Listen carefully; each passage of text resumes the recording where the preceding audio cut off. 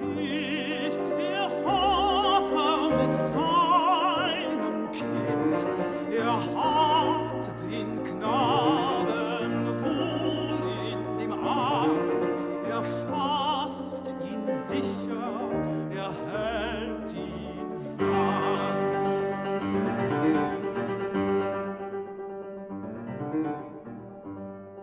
Mein Sohn, was birgst du so bang dein Gesicht? Siehst, Vater, du den Erlkönig nicht? Den Erlenkönig mit Kron und Schweif. Mein Sohn, es ist ein Nebelstreif. Du liebes Kind, komm, geh mit mir, gar schöne Spiele spiel ich mit dir. Manch bunter Blumen sind an dem Strand, meine Mutter hat manch gülden Gewand. Mein Vater, und hörst du nicht, was Erlenkönig mir leise verspricht? Sei ruhig, bleibe ruhig, mein Kind, in dürren Blättern säuselt der Wind. Willst, feiner Knabe, du mit mir gehen? Meine Töchter sollen dich warten schön. Meine Töchter führen die nächtlichen Rhein und wiegen und tanzen und singen dich ein. Sie wiegen und tanzen und singen dich ein. Mein Vater, und siehst du nicht dort, Königstöchter am düstern Ort? Mein Sohn, ich seh es genau, es scheinen die alten Weiden so grau.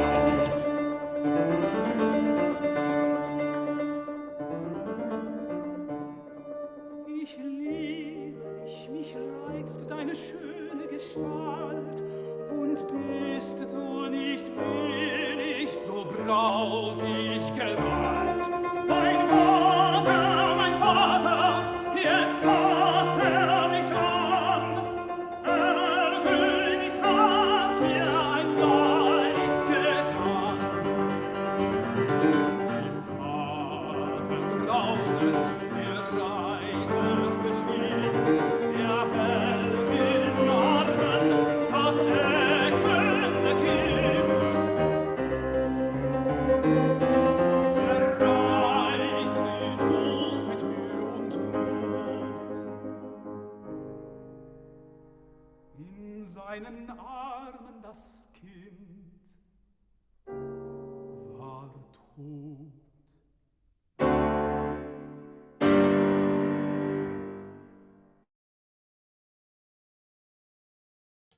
Welcome. Let's go ahead and get started. Everybody here, I hope you enjoyed Morbid Friday's warm up there. If you're not familiar with Franz Schubert, I encourage you to become familiar. He will change your life. Let me get out of YouTube here. All right, I'm going to take a quick roll and we're going to begin. Let's see. Victoria. Here. Stephanie. Here. Jackie. Here. Maria Hernandez. Austin. Here. Kateri. Here. Sebastian. Maria Median. Here. Katrina. Here. Gabriel. Here. Uriel. Here. Joshua. Here. Kyle. No Kyle. All right. Here. Is that you, Kyle? Can I hear you? No, I'm here. Sweet. All right. Let's begin with a actually, I'm going to save it till Monday. On Monday, we will have another oral review of definitions. So do yourself a favor, memorize the definitions so far, because today I'm going to go through deductive reasoning quickly, as quickly as I can. And if we have time, once again, we will jump into Julius Caesar, and I want to examine an argument in Julius Caesar. So without further ado, let's jump into categorical syllogisms here. Nice winter scene to remind us, gross colors though, of what it was like yesterday. Not yesterday, last week. All right, so today we're going to do deductive reasoning for this categorical syllogism. So just as a recap, we are in logic, the art of thinking. This is the second art of language that we'll be studying this semester. Again, argument, a reasoned assertion. This was mainly intended for our little quiz, but I'll just give you guys a brief recap. Induction, which will be important because we're going to be distinguishing deduction today from induction. So induction is a type of argument that moves from particular evidence to a general conclusion. The image I had in mind, and maybe I shared with you, is you have to imagine your conclusion as a big lintel or a big stone edifice that needs a bunch of columns to support it. So for every particular you cite, for every example you give to support your conclusion, the more solid your conclusion rests on your evidence. Induction requires you to use if you're using a small set, to use all the examples. That is, if I want to know what the most popular flavor of ice cream is among 7 art students, I would have to poll all of you. You are a small enough set that I would not have justification to just poll some of you. But for larger sets, that is, what is the most popular flavor of ice cream on UD's campus? I can't reasonably poll all 2,500 students. So I would poll a representative set. That is, some freshman, sophomore, junior, senior, male, female, different demographics, financial demographics, all sorts of things, right? Where they are in the country, trying to be representative there. You have to be critical of statistics. Consider counterexamples. That's really, really important. If I look outside and I see, as I did, so an example of this is, does anybody know what a deciduous tree is? Anybody? For some reason, my screen share does not let me see any faces today. I must have some random setting that I use for the YouTube video. Still click. But does anybody know what a deciduous tree is? No, I'm assuming silence is no. Deciduous means leaf bearing and leaf losing. And it's distinguished from, say, an evergreen or a needle bearing tree. So when I grew up in New England, I was convinced, I had never imagined the possibility of this being otherwise, that all deciduous trees lose their leaves in the fall. Right? New England's famous for its foliage. It's famous for the beautiful colors that the trees turn as their leaves die in the fall. But I also spent most of my youth cutting trees down in the woods. We did a lot of logging, and that was just it. If it was a needle-bearing tree, an evergreen that is, it would forever be green. It didn't lose its needles. And if it was a deciduous tree, a leaf-bearing tree, it lost all its leaves. So you must imagine my surprise when I came down to Texas and I discovered the live oak. I had never imagined that there could be a deciduous tree that did not lose its leaves in the fall. So that's an example, a sort of brief example of thinking about counterexamples that I actually come to the conclusion, based on particular evidence, that all deciduous trees lost their leaves. I had not looked it up in a book. Just my experience in the woods, my experience of leaf-bearing trees was that they lost their leaves in the fall. And so I had made a universal conclusion that if a tree had leaves, it would lose it in the fall. So when I encountered the live oak, that counterexample actually forced me to reconsider my general conclusion. Similarly, if you go up north to Montana, you will discover the larch tree.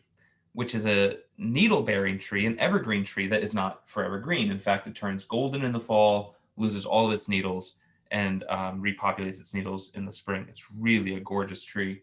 But a similar experience there where I discovered that not all needle-bearing trees are evergreen. So consider counterexamples. Be aware that most of our conclusions are inductively arrived at. We arrive at things based on our experience of particulars. And we have to always be aware that when we discover or encounter counterexamples, we have to reevaluate our conclusion.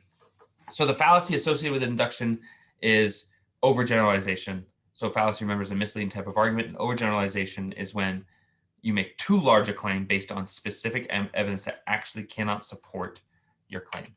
All right, we went through the argument by analogy, an argument in which an individual argues from one example to another, reasoning that because the two examples are alike in many ways, they're also alike in one further way. It often uses the word like. First premise makes a claim about the example used as an analogy. In this case, in the case of Laocoon and the sacrificed bull, you make a claim about the sacrificed bull. And the second premise claims that the example in the first premise, that is the sacrificed bull, is like the example about which the argument draws a conclusion. I want to draw a conclusion about Laocoon being a sacrifice. So my second premise, I want to say the sacrificed bull is like, or Laocoon is like the sacrificed bull, and therefore I can make a claim about his innocence and maybe even for the need of sacrifice. All right, I'm not going to read all of this because it's our most recent study, but the study of definition was expansive, and I just want to remind you of the terms, term, genus, and differentiae. Keep those in mind, and keep in mind the rules and problems that is clear consistency and coextension. All right, deduction. So once again, we're going to be talking about a kind of argument, a kind of argumentation.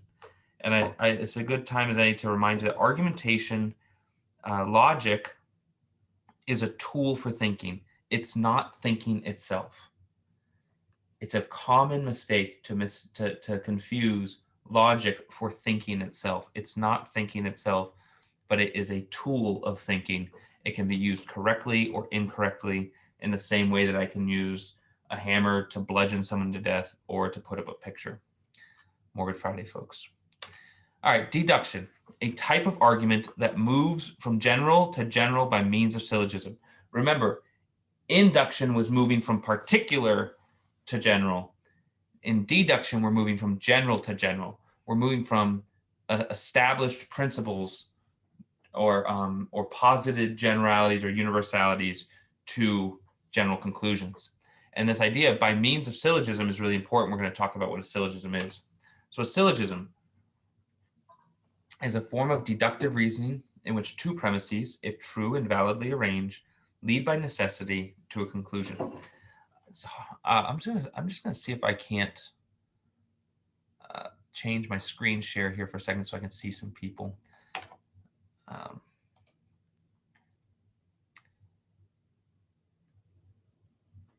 Okay, so they're pixelated. Let me see if I can fix this with screen sharing here. Is that better? Yes? Yeah, that's better. All right, cool. And now we can see each other, right? Well, at least I can see you all now. All right, good. So syllogism is a form of deductive reasoning in which two premises, if true and validly arranged, lead by necessity to a conclusion. All of the parts of this definition are very, very specific. They're not, they're terms. And I have to go over each one of them, and I will presently. But this is, you have to know this definition word for word as you do all definitions, but just know that the terms, as in valid and true here, and even the word necessity, they bear with them their own definition that I'll go over today. They're very, very specific, and they belong to the science of logic, the art of logic. All right, so here's an example of a syllogism. All human beings are mortal. Socrates is a human being, therefore Socrates is mortal. This is a very famous syllogism. This is as old as the study of logic itself. Aristotle used this example, this idea that all human beings are mortal. I'm saying something about human beings, right? And I say, well, Socrates is a human being. Therefore, Socrates must also be what all human beings are. This is a really, really simple syllogism. And just know, too, that I'm going to go over 3 kinds of syllogisms. But in fact, syllogisms, as if you've got the Peter Creek book here, you would know that there's about 80 to 100 pages devoted to the understanding of syllogisms.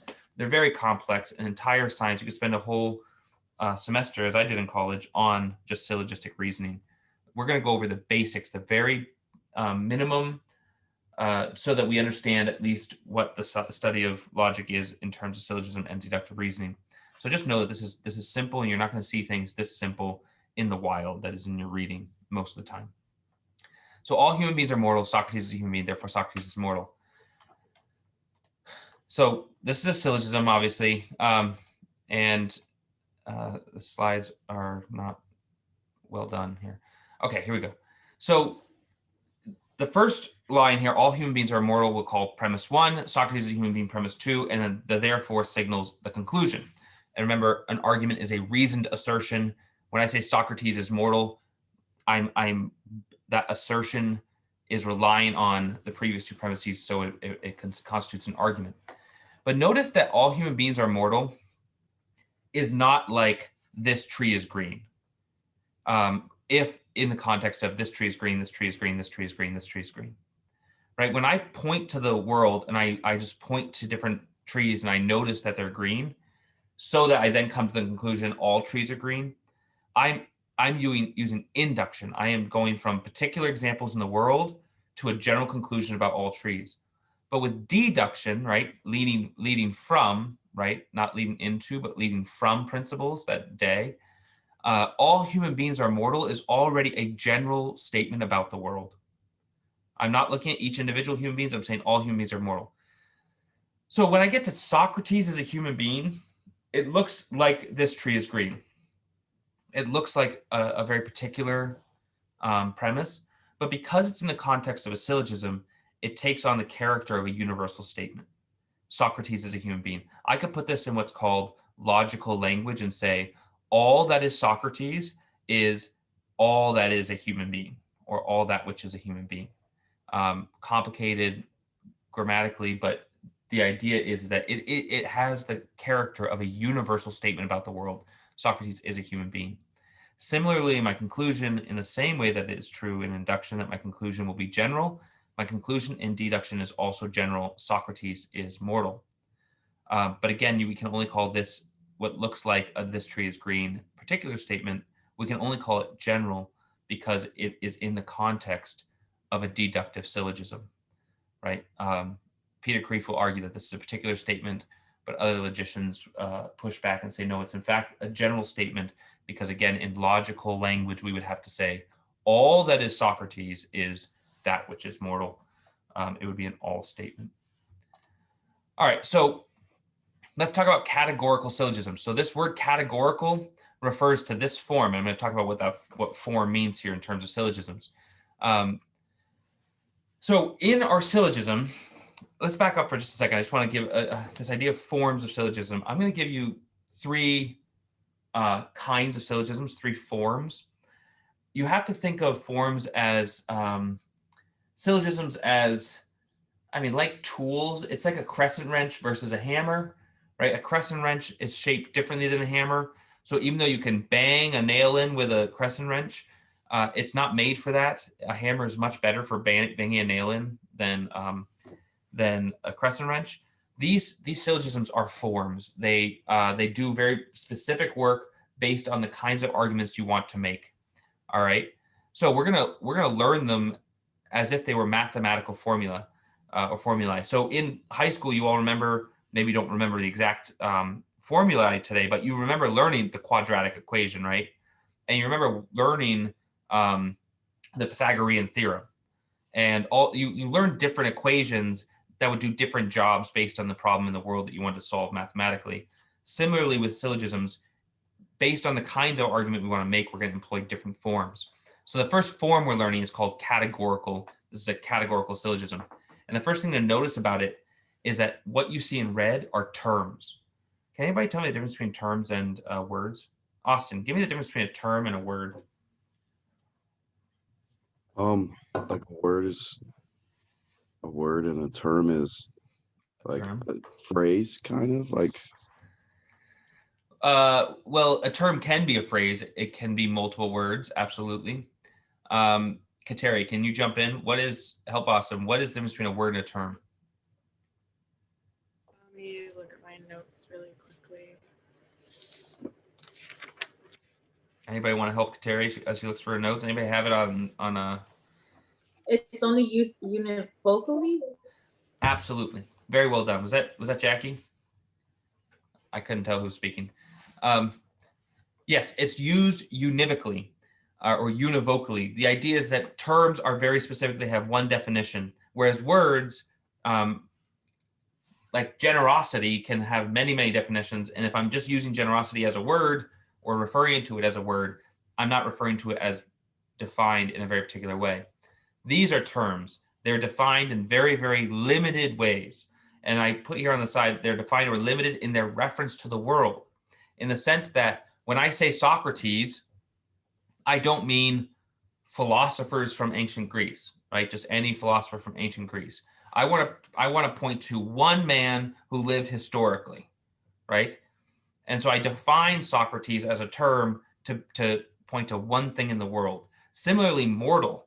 I don't want mortal to be metaphorical. I want it to point to one thing in the world, that is the condition of not living forever, of having to die, right? Bearing around this mortal flesh. So what's in red are terms. All right, and this is going to become important. I've changed the colors here because I want to show you something. Notice that human beings is on the left side and the right side of my linking verbs. Do you see are here up in the first premise, is here in the second premise, and is here in the third, the conclusion? Notice that the red is on the left side in the first premise and on the right side in the second premise. Whereas Socrates only exists on the left side of these linking verbs, and mortal only exists on the right side. This is important to remember because we're going to talk about the fallacy associated with categorical syllogisms, and I'm going to call it the fallacy of the undistributed middle term. But the idea here is that human beings is actually linking Socrates and mortal in the conclusion. The only reason I can say Socrates is mortal in the conclusion is that I have linked it, Socrates to mortal, with this category human being, right?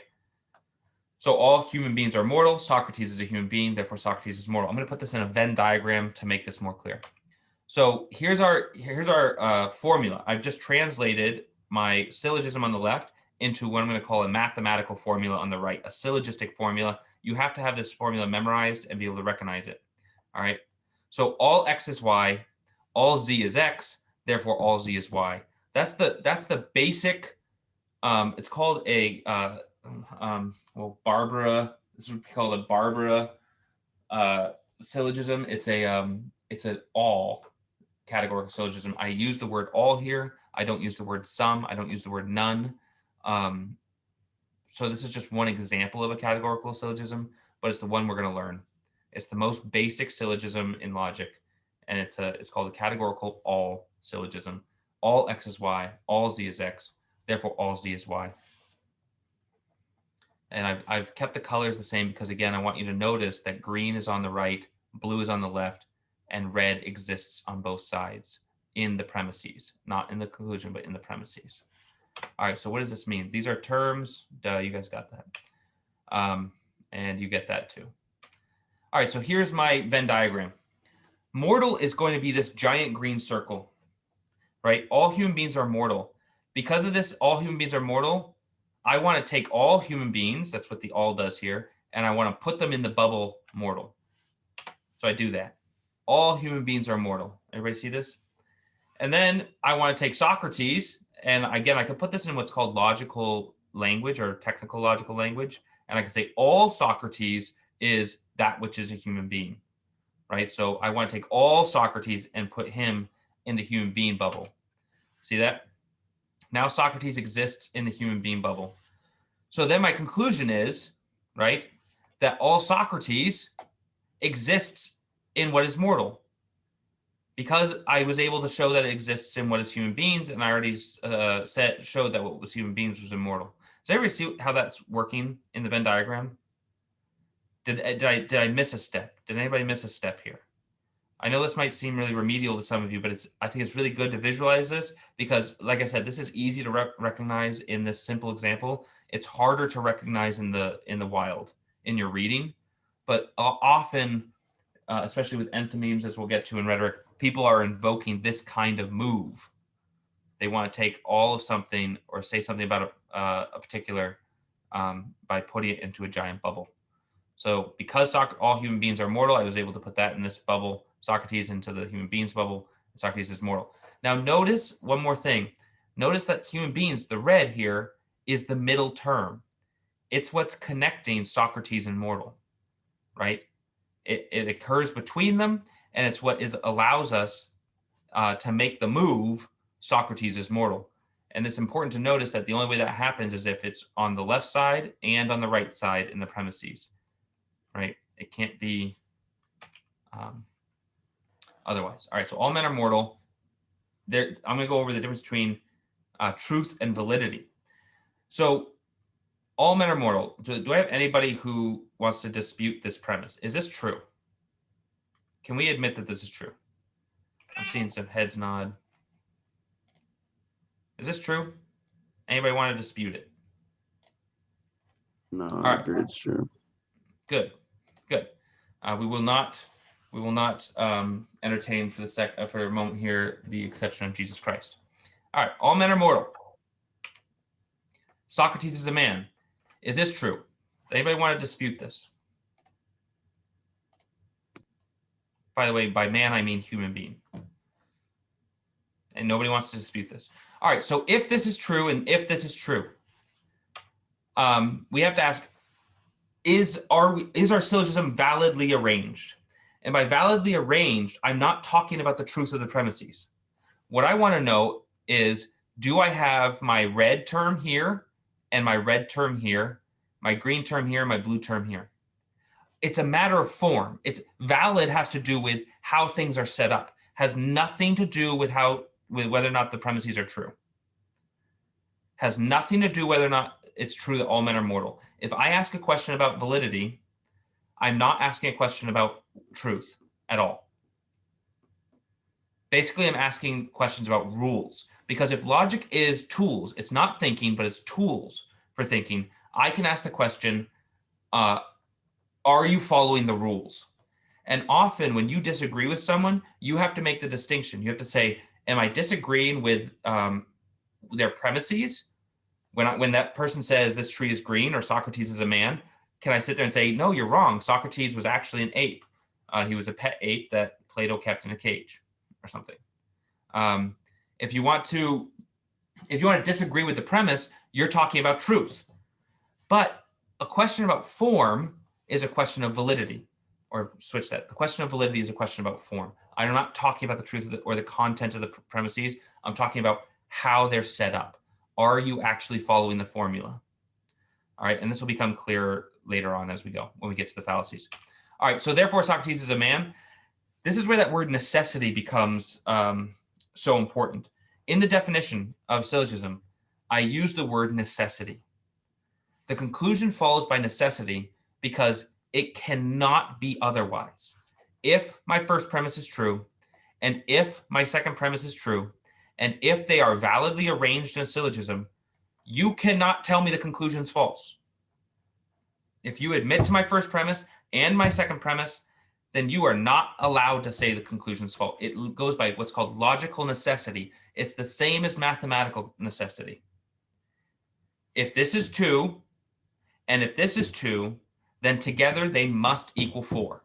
That's a mathematical necessity.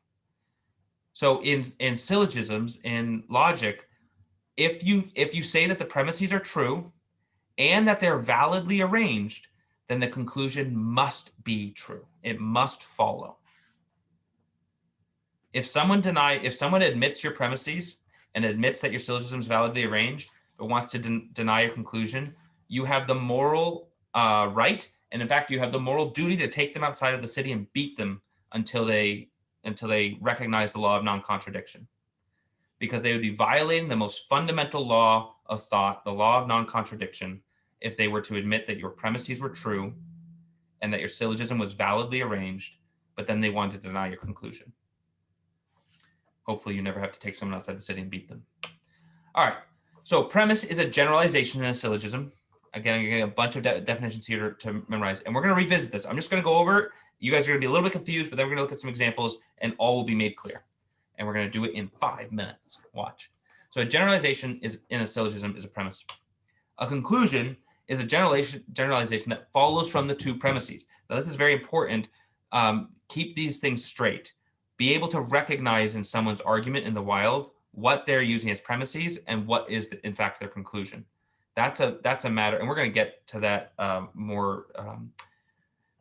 in more depth when we get to hypothetical syllogisms. But it is important to distinguish between the two and recognize that there is a causal link, that it's because of premises that we make conclusions. And so we have to be able to identify. Remember, the first rule in your rule book of arguments was how to identify premises and conclusions. So validity, here's our long-winded but very important definition of validity. The standard of rationality by which you determine if the premises are arranged correctly. Validity is a question of form. If the form is valid, the arrangement is rational. All right, if the form is valid, the arrangement is rational. So there is a standard of rationality here. And I'm going to show this again in the Venn diagrams I'm going to get to with the fallacy here in a second. But the idea is that validity is not arbitrary, right? You make the shape of a hammer the way it is because that's the best shape for putting a nail into the wall, right? It's a rationally founded system. Logic is not made up. It's not conventional. And the reason I'm harping on this is because in the last 20 years, critical race studies, post-colonial studies, queer theory, and other postmodern theories have claimed that logic is the property of white culture, which I think, ironically, is one of the most racist things you could say. But the idea is that they think that logic is a product of culture, that convention and culture just came up with these rules so that we could determine what we thought might be true.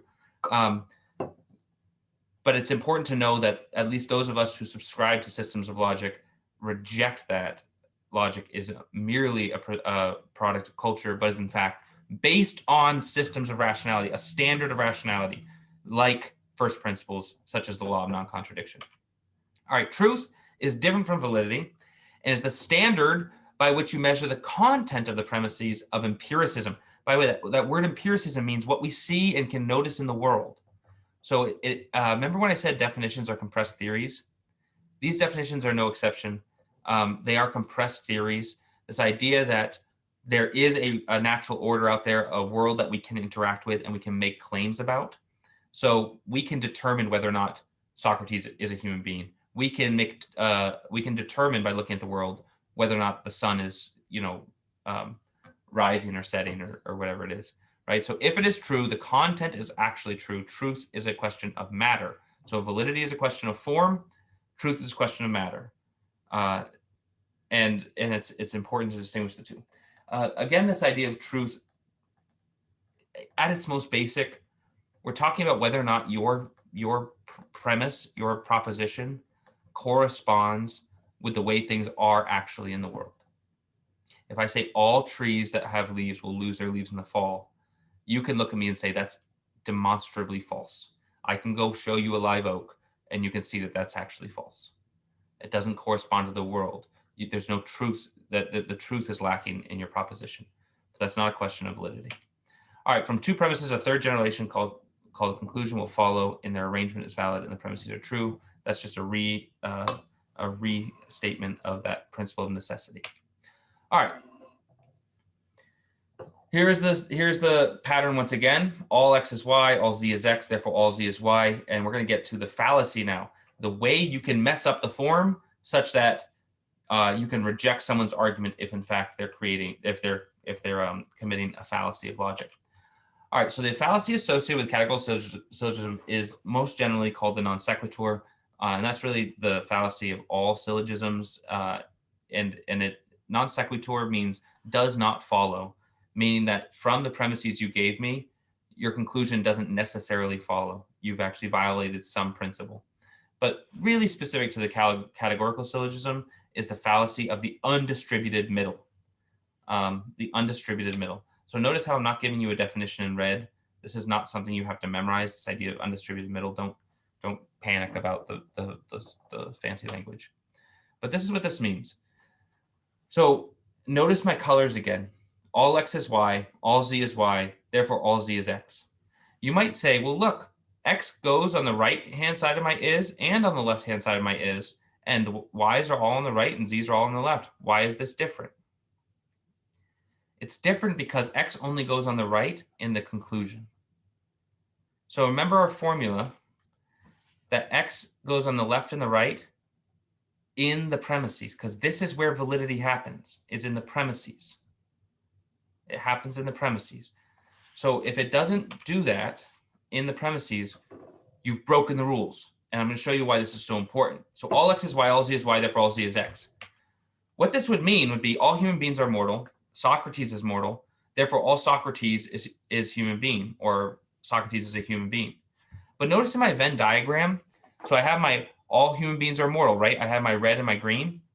But my second premise, all Socrates is mortal, doesn't tell me that Socrates has to go in human being. He could be here, here, here, here. He could be anywhere. I've not actually put him in human being. So when I conclude Socrates is a human being, that doesn't follow, because when I say Socrates is mortal, he could be here, right? Let me put this in a more dramatic example. All human beings are mortal. All cats are mortal. Therefore, all cats are human beings. That's actually following the same pattern. And you see how logically that doesn't follow. Wait a second. I will say that, yes, all human beings are mortal. That's true. Or is Socrates mortal? True. Absolutely. But because the form is invalid, this does not follow.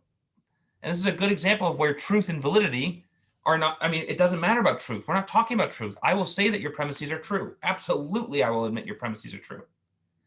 But because it's not validly arranged, I don't have to admit your conclusion. Even though, let's all be honest, is the conclusion truth? Yeah, Socrates is a human being, but it does not follow according to this reasoning. It's an invalid syllogism. It broke the rules. Does everybody see that? Are there questions about this? And questions is not a matter of confidence. You may not be confident in it yet, but you will, as we do examples. All right, here's an example. Write out the premises and determine if the syllogism is valid. Do it really quick. Let's do it in 1 minute. It's 11:36. At 11:37, I'll call on one of you to give me the premises and tell me if it's a valid syllogism.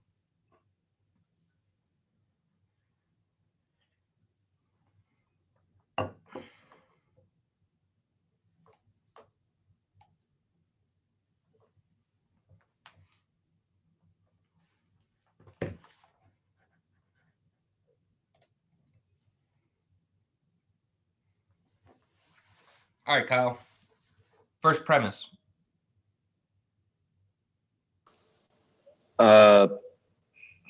First one is bees are dead. Yep. And what are the terms in that premise? Bees is X and dead is Y. Absolutely. What's the second premise? You are a bee. Go ahead and give me the you, terms. Yeah, U is Z and B is X. Mm-hmm. Keep going. And then, therefore, you are dead. Let's see. U is Z and dead is Y. Good. Is it valid or invalid? I think it's invalid. Why is it invalid? Where is it breaking the rule? So you all wrote down the premises and you did. So give it to me in the formula. I love that you translate the terms into X and Y. Now without the words, read me the formula you came up with.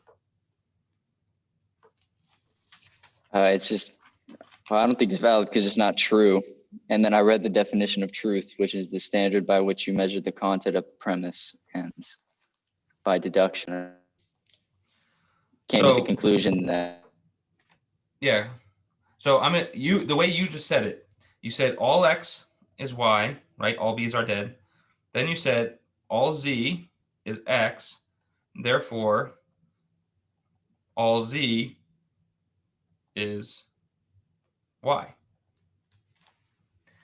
Isn't that what our formula is? All x is y, all z is x, therefore all z is y. So where you became confused is precisely in conflating validity and truth. I think we would all admit that this is not true. Let's say I'm talking to Kyle. All B's are not dead. You are not a B, Kyle, and in fact, you are not dead. So all the content of these propositions are actually untrue. It's actually false. But it is a valid syllogism. It follows our formula. All x is y, all z is x, therefore all z is y. And notice that x is on both sides of our linking verbs are. Make sense? All right, let's do another one. I'm just going to let you run through this one. Katrina. Do exactly what Sebastian just did. Give me the terms and translate this into letters. Okay. So maple is X. Maple trees is X. Yep. And then Y is sap. Yeah, so this is a little bit confusing because you have to put in the word are, right? So all maple trees are that which produce sap. Mm-hmm. So that which produce sap or produce sap is our Y, right? So the state of producing sap. Good. So maple tree is X, producing sap Y. What about this one? Tree is Z. Mm-hmm. What's Z?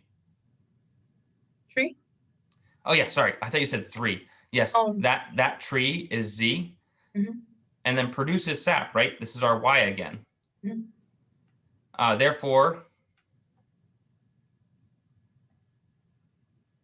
the tree is Z. Mm-hmm. And then maple tree is X. Absolutely. So can you read us the formula you just outlined? All X is Y. All Z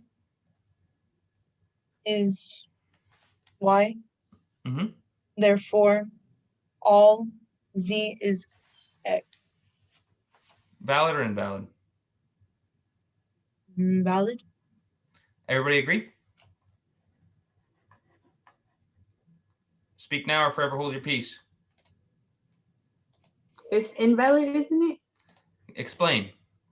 Because it's in the wrong formula.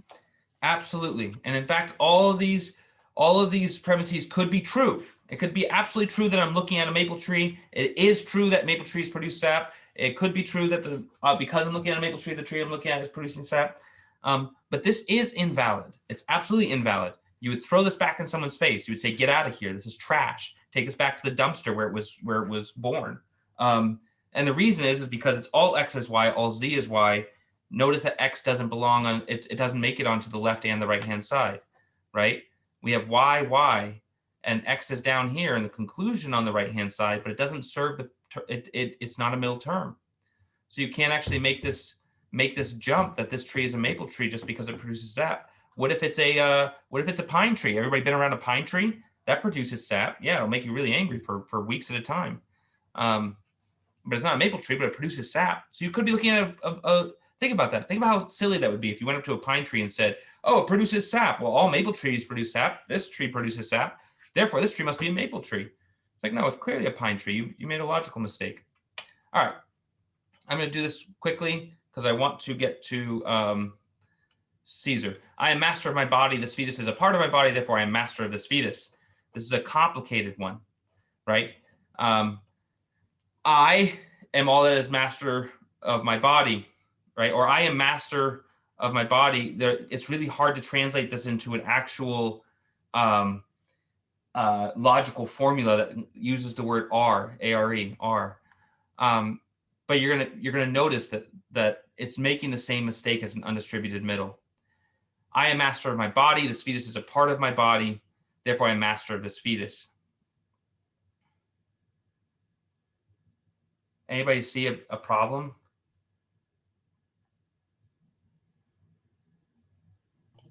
It's the wrong formula. Well, you have to explain that.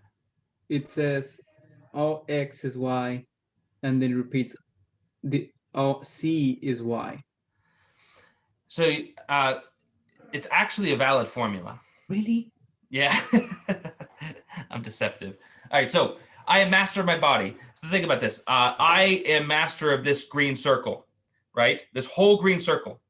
This red circle, right, is actually a part of this green circle. Therefore, I am master of this red circle as well, because I'm master of this whole green circle. It's one of those examples that it becomes really, really difficult because you could translate this into a hypothetical syllogism. But we have to be really careful because what we don't recognize, we don't recognize our formula here, which is why we have to start thinking maybe in those Venn diagrams, right? We might not recognize X and Y, but we could translate I am master of my body into something like I am master. We'll make a blue circle and make that our X, and we'll say, Or you could say like body is my domain. Okay, good. Thank and you. then fetus is body, and therefore fetus is domain. Yeah. Thank you. That's exactly right. I confused myself. I tried to make this sort of like, oh, let's pull this out of the wild, and I confused myself. Thank you, Ms. Matassa. Did everybody see what Ms. Matassa just did? She had to translate the premises to make consistent terms so that she could evaluate the syllogism. And in fact, the syllogism is valid, which means that if you were going to argue with this, you would have to argue about the truth content of the propositions, not about the validity of the syllogism or reason. All right. We'll end with this one. I put it in the chat for everyone to see in case you missed it. Okay. And then you can see easily the distributed middle of body. Yeah. All right. Man is by nature a political animal. I am a political animal. I am therefore a man. What's wrong with Aristotle's syllogism?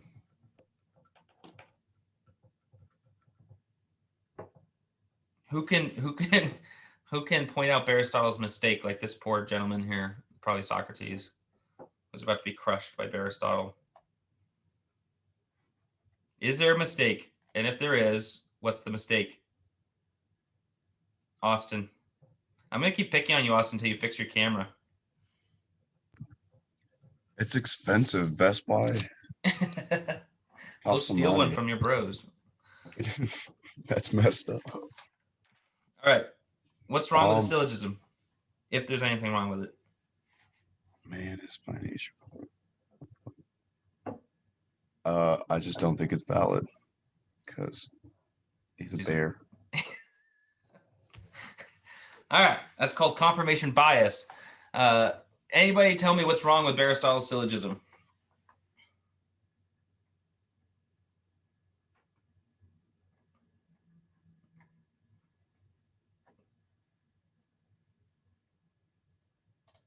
All right, I'll pick on someone then.